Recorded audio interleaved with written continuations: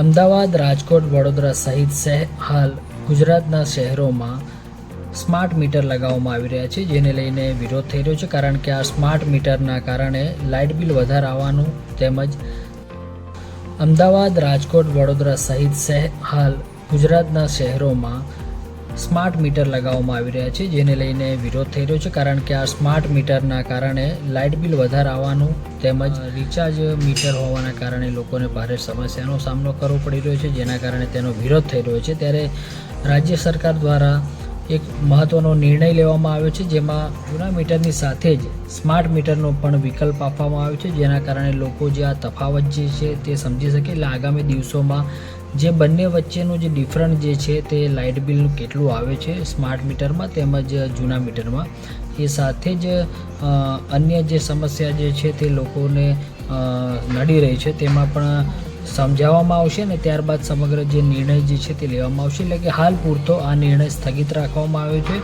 જૂના મીટરની સાથે જ સ્માર્ટ મીટર પણ જે લોકો લગાવવા ઈચ્છુક હોય તે લોકો લગાવી શકશે.